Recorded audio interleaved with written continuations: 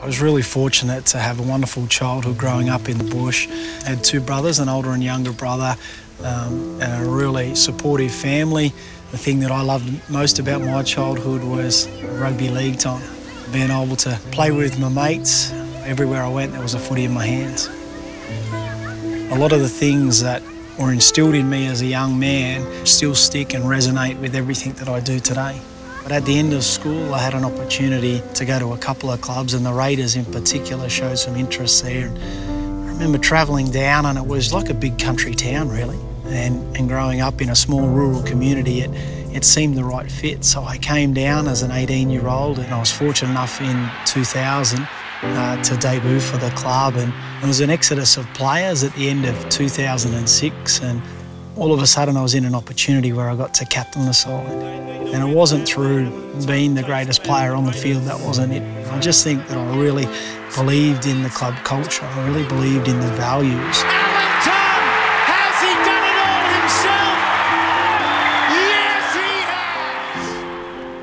has! When I finished in 2011, I had an opportunity to become an NRL ambassador. The Voice Against Violence program has been designed to create awareness with our young 16, 18-year-old junior footballers. I hope at the end of this program that the young men will understand some of the statistics, some of the problems that we have in our community, and it's important that we do that. We acknowledge that we do have a problem and we need to address it. Right, here we go. Come out, we're with your partner, get in, we'll get in a bit of a circle around here a bit. We use rugby league drills that I used as an NRL player.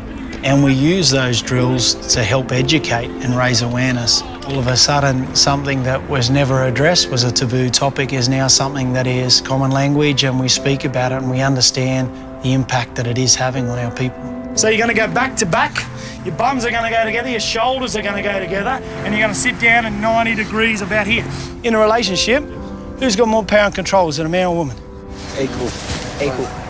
Equal? Yeah. We got to understand that if we don't have that equal, all the power and controls in one side, what's going to eventually happen here? He's going to fall, hey? We need to create a society, a community, a culture where it doesn't matter whether you're man or woman, it's all about equality, yeah? I think sometimes we just throw numbers around. We throw stats around there quite easily, and sometimes it's just water under the bridge a little bit. When an opportunity arises with the boys in some of the activities we do, and I get them into a group of three and I hold them there and I say to them, now I want you to think about three women in your own life. It could be your mother, could be your sister, could be your auntie, could be your girlfriend. The stats are 1 in 3 women are going to be victims of domestic violence. Now what are you thinking? Me, I'm a father of 3 daughters. So that stat don't sit very well with me. I think having a young family has really influenced the direction that I want to take. You know, from the influence that my parents had on me growing up, you know, to my brothers and their families, and to my own wife and my own children. I've got to think of all these other young kids out there that I believe should have a chance at having a crack at their dreams. And so with the programs at the NRL, all revolves around that. It's more than just a game on the field. I look at rugby league as everything that you see in a great rugby league player, you see in a great man, you see in a great woman, you see in a great leader. All those characteristics, those values, the hard work, the unselfishness, that commitment, the sacrifice that you need, the honesty in everything that you do, they're life skills. You need those to be successful in our game. You need them to be successful in life.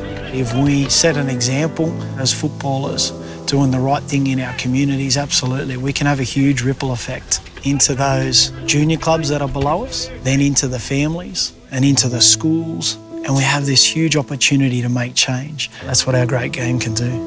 When you go into a classroom and you take a football in, and all of a sudden it just breaks down all those barriers. You know, the difference between you and I, it doesn't matter, because when we're on a footy field, we're all playing for the same team, we're playing the same game. And you could see that, kids could understand that. Some kids that mightn't have even had rugby league in their blood like I have my whole life, they could make that connection with our great game.